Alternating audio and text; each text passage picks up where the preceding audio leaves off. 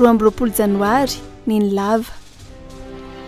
nanorina ny toby fifoazana karamalaza ivola havana Germaine izay fantatry ny rehetra tamin'ny anarana hoe niny lava taranakandrina avy amin'ny fokany temoro zanaky malandy izay sady ampanjaka ny kenteny tany amin'ny faritra nisy azy no mbiasa ihany koa tany lokomby manakara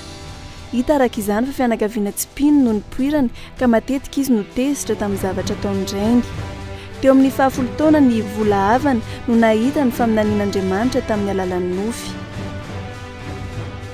rehefa nahita ny toetrany zanany vavy ny rainy dia resy latraka niala tamin'ireo fomba fanaony ary nanome baiko ireo fianakaviany anaiky ny Andriamanitra izay arainy vola havana ny taona 5:700 no natao batemy izy ary nandray ny anarana hoe Germaine nanambady any Mosesy Tsirefo izay mpitarika fiangonana izy ka nifindra-monina tany Karamalaza izay toerana nampianaran'ny vadiny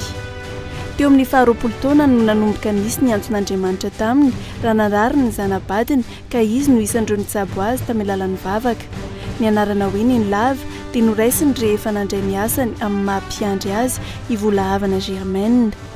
ny 20 janoary 9:700 no nahafatesin'ity olo malaza ity tao amin'ny foiben'ny fifoazana Ambohibao Antananarivo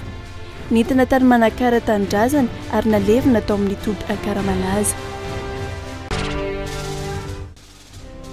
20 janoary 13 namoahana ny lalàna mikasika ny fandroinana ny vomiera misahana ny zo sy arety mifindra VIH/SIDA teo anivon'ny Ministeran'ny Fahasalamam-bahoaka